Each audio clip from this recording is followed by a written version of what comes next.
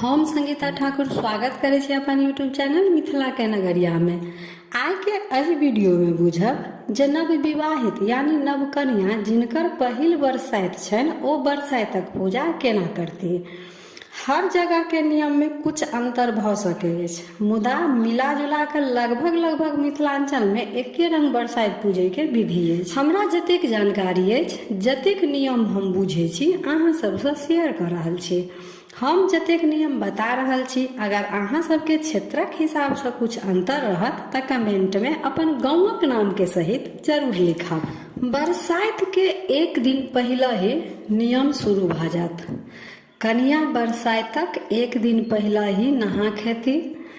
नहाय खाय के मतलब भेल जे माथ धो नहीं हेती, भोजन में लहसुन प्याज नहीं खेती, अरबे अरबाइन खेती, माछ मौस नहीं खेती। रात में कांच हरदी दूब धनिया पीस कर गौरी बनत।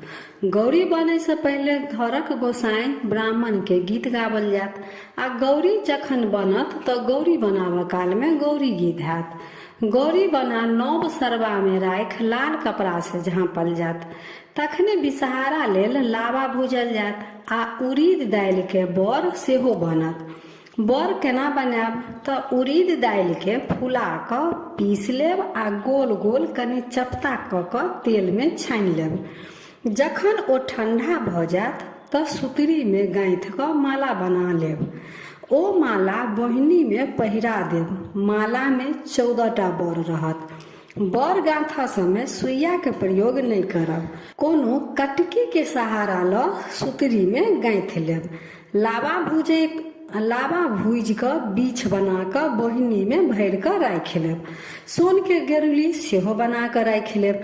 जे जखन कन्या गाछ तर जेती त माथा पर बहिनी रखे घड़ी गेरुली माथा पर रखती। फेर केचुआ बांधल जाइ अछि।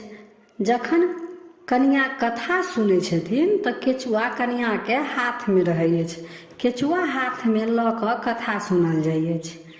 केचुआ लाल कपड़ा में बांधल जाइ अछि। केचुआ में धान धनिया हरद सुपारी दूब सिंदूर के गद्दी पैसा सब द क एकटा लाल कपड़ा में बांध लेब। रात में जतेक गीत गाबे वाली रहती सब एहि बात के तेल सिंदूर हेतनि आ माटि के विषहारा 1-2 दिन पहले बना कर रंग ढोर कर राख लेब। अतेक तैयारी बरसाइत के एक दिन पहले ही भ जात। बरसाइत दिन कन्या पूजा पर बैसे से पहले नहा धो सासुर के वस्त्र पहिर 16 सिंगार क तैयार भ जेती। गोसाई गीत भ गेला के बाद कन्या गोसाई गोर लाग खोइच लेती। अगर कन्या नैहर में छथि त खोइच हुनकर सासुर से आयल रहत आ नहीं सासुर में छथि त गोसाई आगू से खोइच ल क गाछ तर विदा हेती। अगर बड़ गाछ तर जा रहल छी त बहुत बढ़िया आ नहीं त अंगने में एकटा बड़क ठाढ़ि रोपि क पूजा क सकै छी। पहिल बेर नवकन्या लेल यह ठीक रहै अछि, कियाकि पहिल बेर बरसाइत में ब्राह्मणी आबि कथा कहै छथिन आ बहुत विस्तार से पूजा पाठ होइ अछि। आ बड़ गाछ तर आइ के दिन बहुत गोटे पूजा करे छथि तो ओतऽ पूजा करे में दिक्कत हैत। पहिल बेर अंगने में बड़क ठाढ़ि रोपि क पूजा करे में वह बढ़िया रहत। तक कन्या खोइच ल माथा पर सोन के गेरुली राख बोहिनी रखती आ एक हाथ में साजी लेती। साजी में कन्या पुतरा रहत, एक गद्दी सिंदूर एकटा बियन सेहो रहत। त एक हाथे माथ पर बहिनी आ एक हाथ में साजी ल क गाछ तर एती। तब गाछ तर पूजा शुरू है। पूजा में गौरी आ साठीक नवेद पड़त। विषहारा के बहिनी में जे लावा रहत वह लावा विषहारा के केला पात पर चढ़त आ बहिनी में पानि भर क कन्या अपन बाया जांघ तर में दाबि क रखती। पहले गौरी पूजा करती। गौरी नैहर आ सासुर दुनू जगह के रहत आ जे घर में गौरी पूजा करैत हेती ओहो गौर गाछे तर पूजल जात। त तीनों गौरी बेरा बेरी पूजती। गौरी पूजे समय मंत्र सेहो पढ़ती।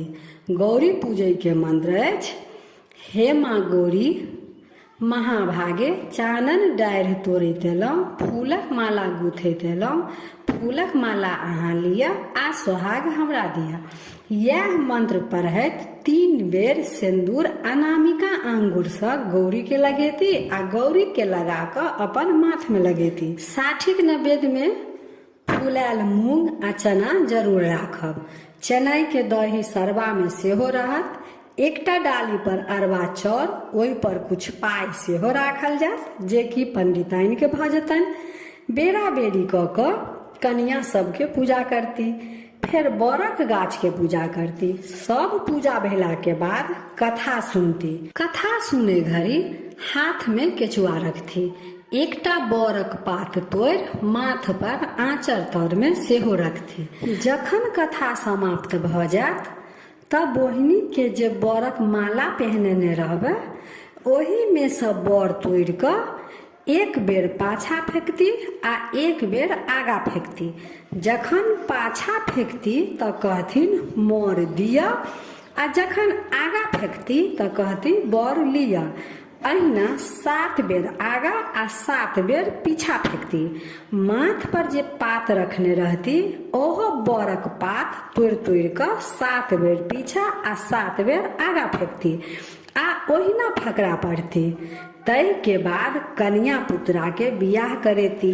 बड़ा गाछ में 3 बेर घूम कर धागा लपेटती, आम लऽ कऽ जल ढारती, बियन डोलेती, बर गाछ के जांतती, गला मिलती, सब नवेद उसरग कऽ उठा लेती। फिर गोसाई गोर लाग कऽ अपना सब पैघ के सबके गोर लाग कऽ आशीर्वाद लेती। ओहि दिन कन्या नमक नहीं खेती, सूर्यास्त से पहिले मीठा भोजन करती। हुनका संगे 5टा अहिबात सेहो केला पात पर मीठा भोजन करती। बहुत विस्तार से तऽ नहीं, परंतु जे महत्वपूर्ण नियम रहे ओ शेयर करे के कोशिश केलहुँ। आब एहिमे कुछ छूटि रहल हैत तऽ फेर बरसाइतक दोसर वीडियो में सम्मिलित करे के कोशिश करब।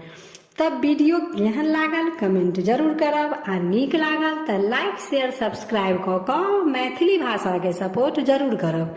तऽ फेर उपस्थित होइ छी एकटा नया वीडियो के संग। ताबे तक जय मिथिला, जय मैथिली।